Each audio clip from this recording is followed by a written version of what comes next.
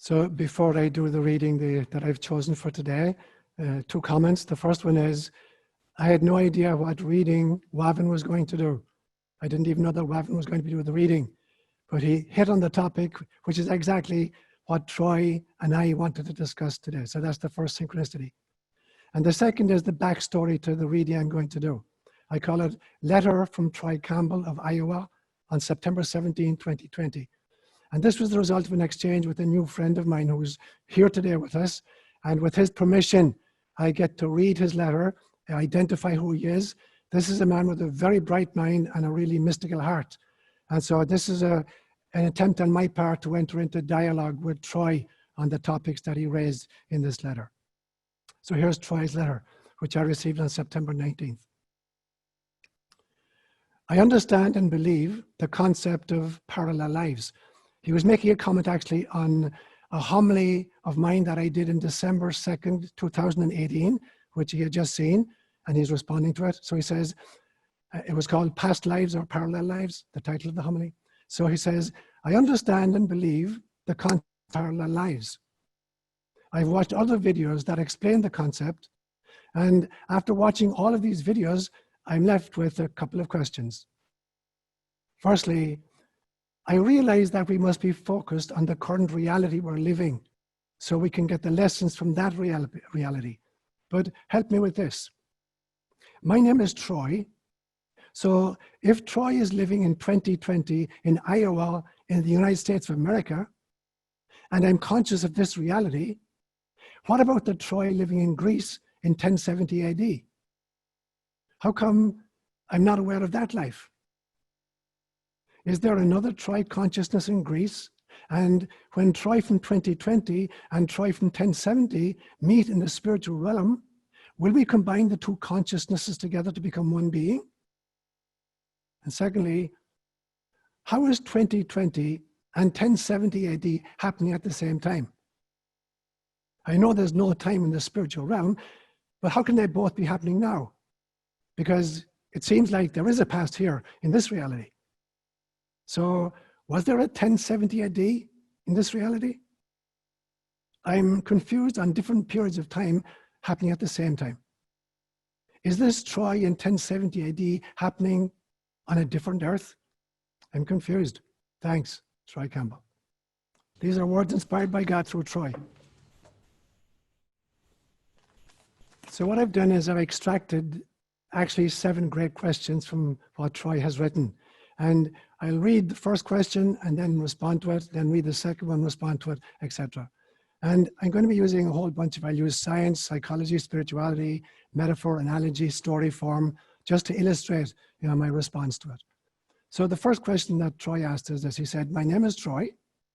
So if Troy is living in 2020 in Iowa in the United States, and I'm conscious of this reality, what about Troy, the Troy living in Greece in 1070 AD? How come I'm not aware of that life? So here are some thoughts and ideas in response to that.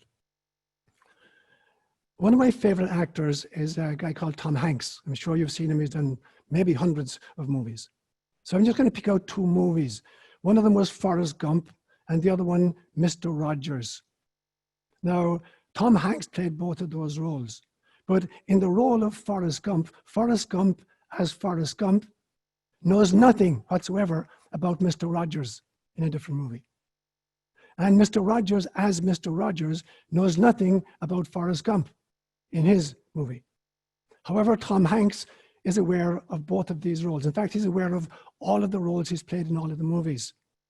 So if I were to arrange a Tom Hanks movie day in the Bay Area, and I asked 15 different movie theaters to put on a different movie starring Tom Hanks beginning at 10 a.m. on Sunday morning, then all of these roles would be acting out simultaneously.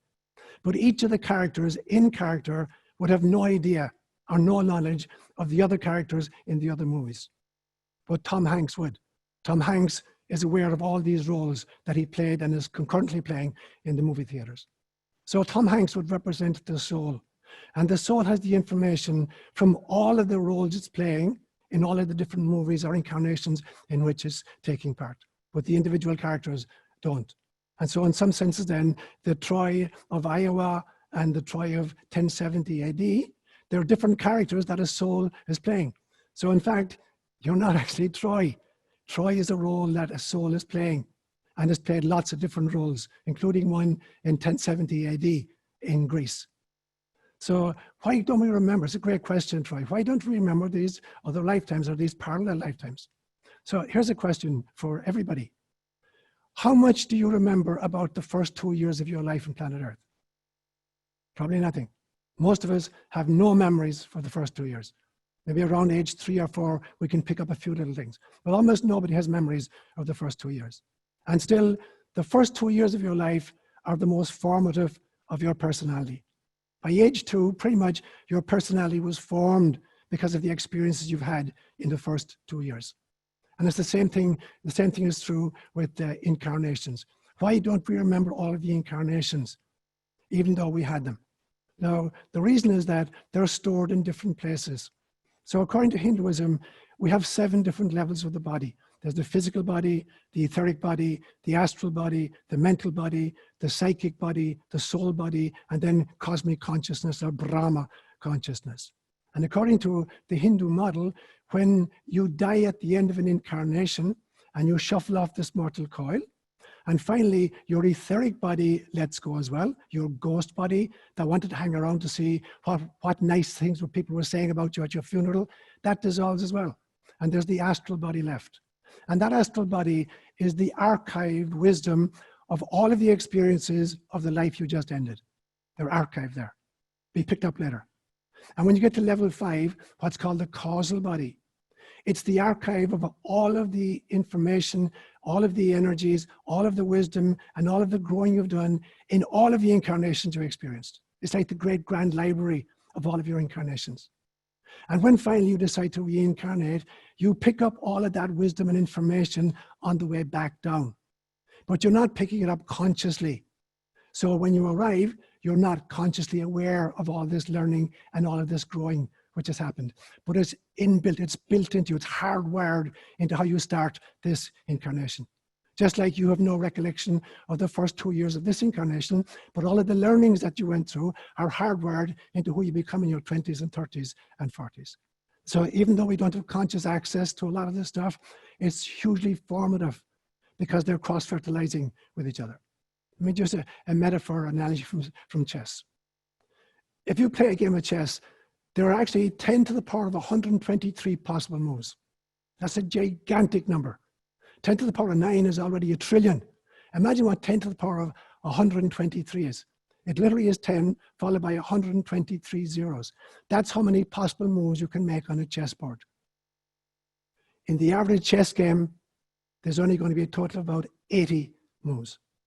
So all of those trillions and trillions and trillions of possible moves, you're only going to play 80 of them in any particular game. Now, the same thing is true in incarnation. There are trillions and trillions and trillions of possibilities. But in every incarnation, you're only going to make a certain number of moves, a certain number of learnings there.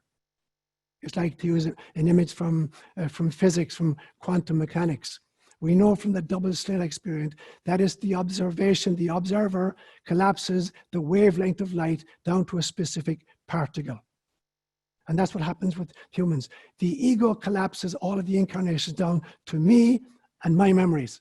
So it may be, I think it's all about Troy or it's all about Seán. So I've collapsed all of the experiences I've had down to present incarnation. And I think, that this basically is all of whom I am. So that'll be in response to the first question, Troy. The second question was, is there another Troy consciousness in Greece? And I actually had to laugh at this when I got it, because the famous, Trojan War, the Battle of Troy, happened in Greece about the year 1260 BCE, around the same time that Moses allegedly was leaving Egypt with the Israelites. So this famous Battle of Troy. So I don't know if you were involved in that as well as 1070 AD, Troy.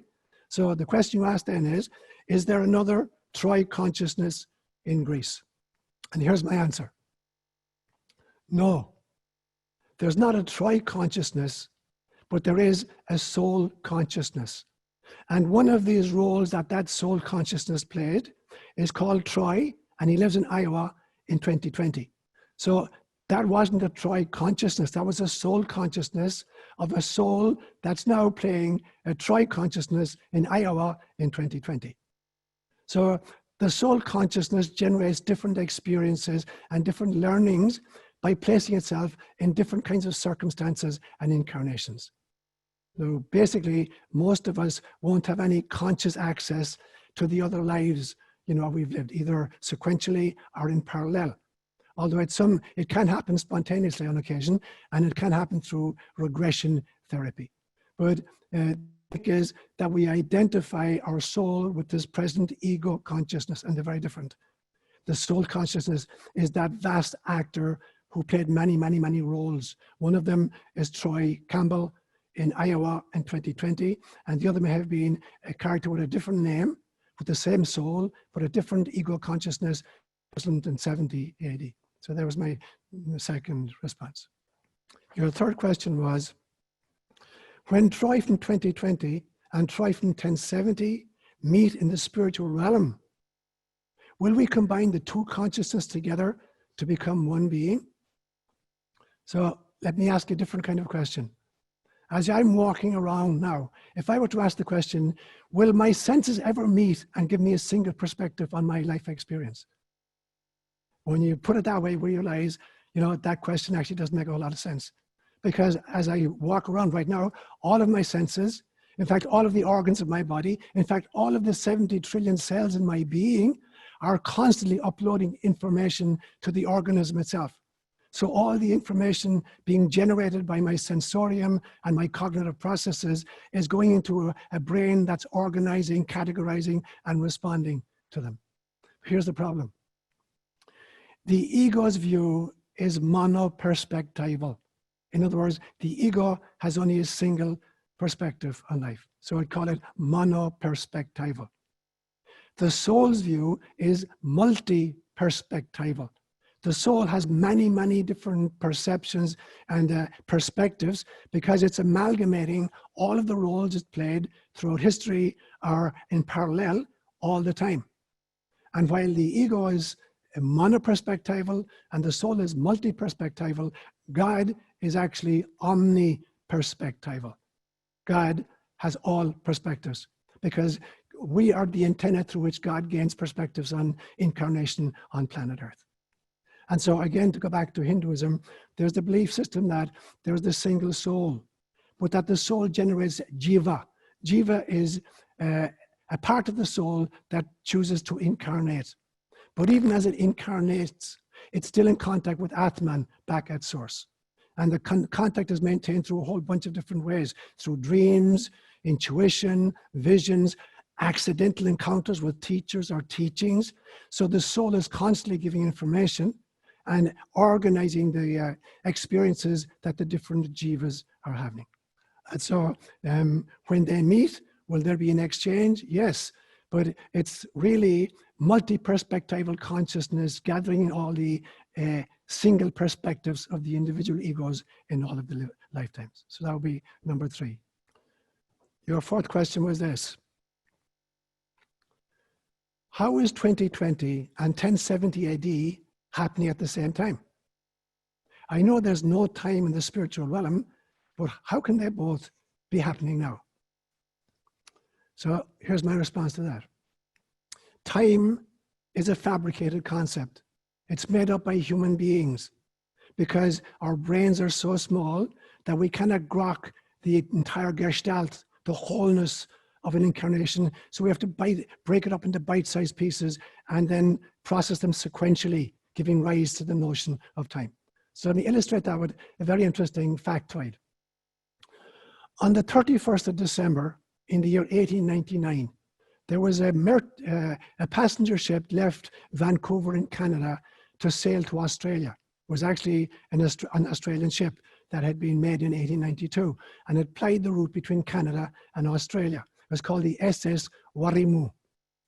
And on the 31st of December, 1899, as it's moving down towards Australia, all of a sudden, the navigator comes to the realization that they're only a half a degree north of the equator, and they're only a half degree off the international dateline. the line at 180 degrees west that separates east from west and one day from the next. So he alerted the captain. He said, do you realize what the story is here? So if we drive really carefully, if we alter our direction very slightly and reduce our speed very, very slightly, on the stroke of midnight, we'll actually be crossing those two lines. We'll be crossing the equator, and at the same instant, we'll be crossing the international date line. And so they reduced their speed and they altered the direction very, very slightly. And at the stroke of midnight on December 31st, 1899, the back of the ship was in one day. The front of the ship was on a different day. The back of the ship was on a different week from the front of the ship. It was on a different month from the front of the ship. It was on a different season, winter and summer, from the front of the ship. It was on a different year, 1899 and 1900, and it was in a different century. And in fact, it's straddling all four quadrants of the planet: the northwest, the northeast, the southeast, and the southwest. It's straddling all these four times. And so in some senses, if the ship had, an intelligence, it would realize that time is totally made up. The people on the prow are having a totally different experience from the people in the stern. They're in a different century, a different year, a different day, a different week, a different season. So that's how much time is just made up by human beings. I'll give you another example. There are billions and billions and billions of different life forms on our planet right now. And this instant, as we're celebrating Eucharist, billions of different life forms. There are lives being born right now. There are entities which are eating right now. There are beings which are mating right now. There are beings which are dying right now. In the very same globe, at the very same time, in radical ways. There's part of this globe which is under ice and freezing, while another part is actually roasting at 125 degrees Fahrenheit. There are parts of this globe which are heavily forested, and there are parts which are just, deserts. There are parts which are underwater. In fact, 70% of the planet is underwater, and there are parts that are dry land. There are parts of the globe which are in daylight, and part of which is in sunlight. There are parts of it in which are in winter season and part in summer season, all at the same time. And so if the globe is a living entity, which I believe it is, animated by a great soul that I call Gaia, this Gaia is having of these trillions of simultaneous experiences, and she's coordinating all of them. So time is totally made up. So when you look, for instance, even at the human body, if you've got 70 trillion cells, they're all talking to each other, but each cell is living a parallel lifetime at the same time that other cells are. And what the kidney is doing, and what the lacrimal duct glands are doing, and what the heart is doing, and what the lungs are doing, they're all doing it simultaneously, but in a sense, independently of each other. But the organism is organizing and coordinating all of these activities into a single experience. So what is time and what are dates?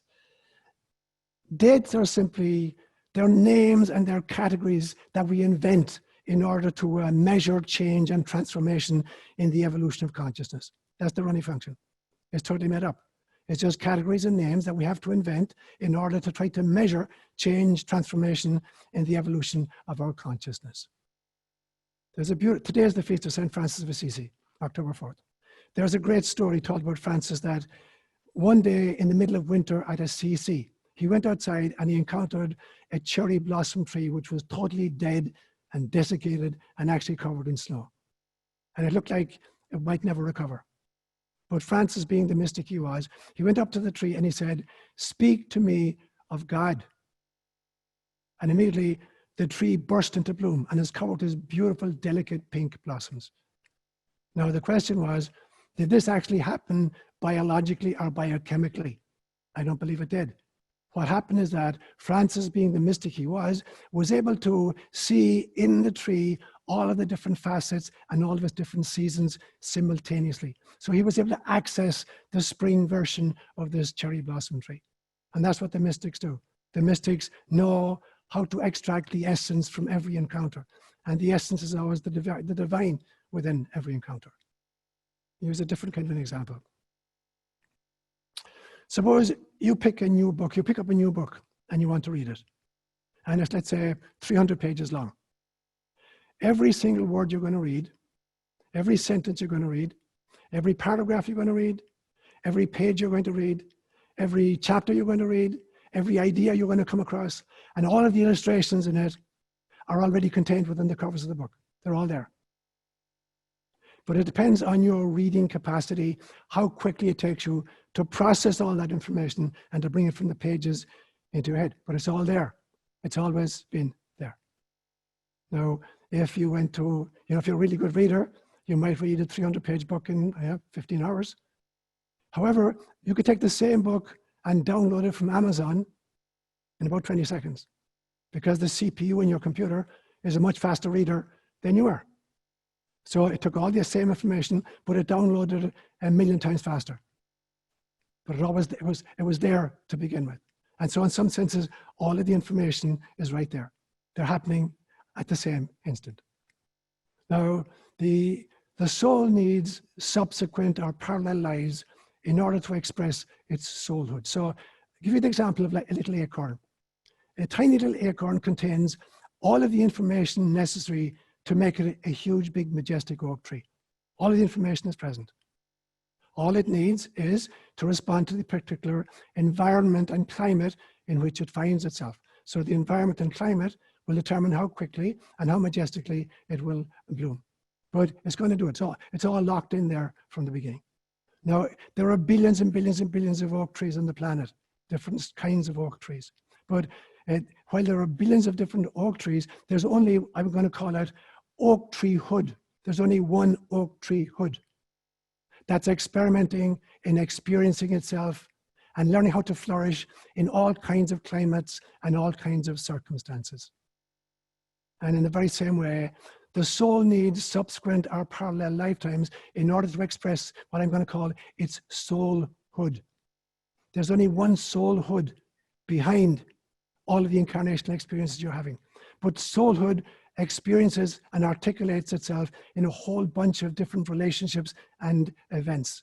And the trick is for the soul to recognize the soul in all of the other beings it encounters and in all of the other circumstances it encounters, no matter how difficult the circumstances might appear. They're all invitations for soulhood. In actual fact, every soul, in fact, is just, an articulation of Godhood or Godhead. Every soul is a fractal of Source. But God needs to experiment and experience by creating different kinds of souls inhabiting different kinds of life forms. So that would be my response to question number 4. You said, it seems like there is a past in this reality. Now, the important word here is seems. It seems like there is a past in this reality. Abraham Maslow, the very famous American psychologist, said one time, if all you have is a hammer, everything begins to look like a nail. If you're a surgeon and somebody comes to you, you want to do surgery on them. If you're somebody who does chemotherapy, you want to do chemotherapy. So if all you have is a hammer, everything is going to look like a nail. Now, I'm going to do my version of that. I would say that when all I have is a template called time, everything begins to look like past, present, or future. But the only reality is now. But if I create a template called time, if that's my hammer, everything looks like the nail of past, or present, or future. We have a great line in our Eucharistic prayer of the Cosmos where we say, because nowhere is where the present moment always is. I was talking about 1,000-legged creatures, snails, going very, very, very slowly, taking forever to go nowhere, because nowhere is where the present moment always is.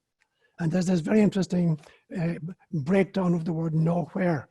If you take the word nowhere, N-O-W-H-E-R-E, and you divide it into 2 pieces after the 3rd letter, you get now, here.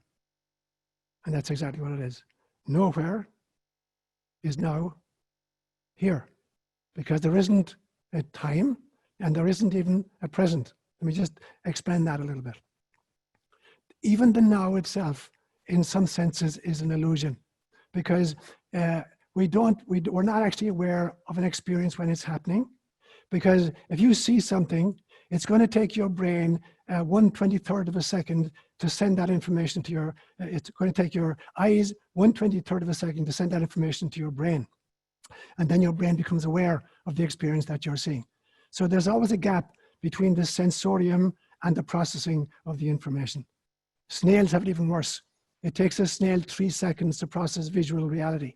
So if there's a snail crawling on the ground and I put an apple down in front of it, and 2 seconds later, I remove the apple, the snail never saw the apple because it would take 3 seconds to process visually, and it didn't have 3 seconds, it only had 2 seconds. And so in actual fact, we experience the brain's reaction to the present moment, but we never actually experience the present moment. So the present moment is this kind of this really interesting illusion. I remember when I was studying physics in college, the professor gave us this amazing kind of example. If something is moving from, this is A and this is B, something is moving from A towards B at a certain speed, and then it reverses itself and starts going from B to A. In order to reverse itself, everything must come to a stop, 0, for a fraction of a second in order to reverse itself. It can't go from this direction to that direction without stopping for an instant right there. That's mathematically and physically true. Now he said, suppose there's this huge big locomotive, 200 tons of locomotive, barreling along at 100 miles an hour. And there's a mosquito coming in the opposite direction at 1 mile an hour, and they clash. Now the mosquito was going in this direction at 1 mile an hour, and now it's going in this direction at 100 miles an hour. So it must mean there was an instant when it was at 0. And presumably it was at 0 when it hit the train. And if the mosquito was at 0 when it hit the train must have been at 0 when it hit the mosquito. And so the train actually is going these jerky movements. Every time it hits a mosquito, it stops instantaneously and then picks up again. So that's how illusory, the notion of time, the notion of the present is. Let me give you one final example for this question. Have you ever watched at Christmas time, somebody takes a line of lights and puts them along the ridge of their house, of the roof of the house. So maybe there's 100 different lights in a line along the roof of the house. Let's say they're all red lights because it's Christmas. And as you watch it, the light seems to be running along the rooftop. From where you are, you can't see the individual bulbs. It's far too far away. All you see is this red light moving along the rooftop. Now, in actual fact, it's not moving at all. There's 100 different lights. The first light goes on, goes off in an instant. The second light comes on almost instantaneously, and then it goes off. The third light comes on, and then it goes off. And so from a distance, it looks like there's a single red light running along the roof. But the truth is that there's no movement taking place. There's the instantation coming into being and failing to exist. And actually, when you study atomic physics, that's exactly the truth as well. If you take the subatomic particles in an atom, and you measure it, and a subatomic particle is in position 1, location 1. And the next time you measure, it's in location 2. It did not go from 1 to 2 in order to appear in these two places. In atomic physics, it does not travel, the subatomic particle does not travel between the two locations in which it's detected. It appears in location 1, disappears completely out of being, and then it reappears in a different location, but it does not travel between the two locations. There's no movement involved. So in some senses, that's how kind of made up or illusory the notion of time, and space and distance and speed are. So that was my answer to number 5. Number 6 question was this. So was there a 10 AD in this reality? So I'd have to know what you meant when you said this reality. If by this reality, you meant your current incarnation as Troy living in Iowa, then the answer to that question is no. There wasn't a 1070 in that reality for Troy because Troy didn't exist. Troy only came into being when he was born in Iowa this time round. So if by this reality you mean the current incarnation, then no. There isn't a 1070 in that reality. But if by this reality you mean the mega reality of the soul, which is now appearing as Troy, if that's what you mean by this reality, then yes, there was a 1070. That is part of Iowa Troy's evolutionary process. So it's not part of the reality if the reality just means Troy of Iowa. It is part of the reality if you are talking about your soul's mega reality, of which Troy is simply a particular manifestation. So that would be number 6. And the final question, you asked, is this Troy in 1070 happening on a different Earth? Presumably from the Troy of 2020 in Iowa. The funny thing is, the Troy of Iowa, who wrote me that email on September 17th, is actually living on a different earth from the Troy of Iowa, who's taking part in this homily today. It's only a few weeks' time. You're living on a different earth. Heraclitus, a fellow Greek of yours, who flourished about 500 BCE, Heraclitus said very famously, "No man steps into the same river twice, for it is not the same river, and he's not the same man." So in actual fact, how would you even define a river? When you think about, for instance, the Amazon River, what defines it? Is it the terrain through which it flows? Is it the towns that are built along its bank? Is it boats that are floating on it? We think typically that the river means the water. And I guarantee you that there's not a single drop of water in the Amazon today that was there this time last year. So if the river actually is the water, then the Amazon doesn't exist. We have to keep renaming it every few weeks. And so you can't step into the same river twice because it's not the same river and you're not the same person. So what does that mean? Is it a different earth? Of course it is. Every second it's a different earth. Now, are you bringing a different consciousness to it? Or are you bringing a different evolution to it? So the problem is that most of us, we define ourselves by our space suits. And we can't use our physical self to define who we are, because that's totally limiting of what the soul's experience is. So who we are we? We are waves of divinity dancing on a cosmic ocean of unconditional love. That's who we are. And that's the real world that we inhabit. And so I'm going to end with, I'm going to make up a final analogy and metaphor to see if I can pull all of that information together. I have no idea how people make jigsaw puzzles, in the factories, but I'm going to make it up. I imagine this, it goes something like this. I imagine that somebody takes a photograph. I'm going to say a beautiful color photograph of Mount Everest. And they take this color photograph and then they print it onto a long sheet of glossy paper. And they put multiple copies of this beautiful photograph on this long sheet of glossy paper.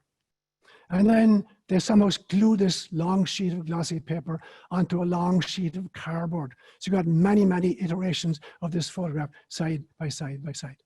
And then I imagine, and I'm going to make this up completely, I'm going to imagine something called a cardboard punch. So they put this cardboard punch down on top of it, and they divide each copy from the other, and they divide the copies up, using those squiggly lines into, let's say, 5,000 different pieces. So now they've got copies of this divided from each other and internally divided up into 5,000 pieces. And then at the end of the conveyor belt, they take each piece and they dump it into a cardboard box, jumble it up together, and then they put a cover on it, and they put a micro version of the photograph on the cover of the box, and then they cover it in plastic and they send it off to be sold.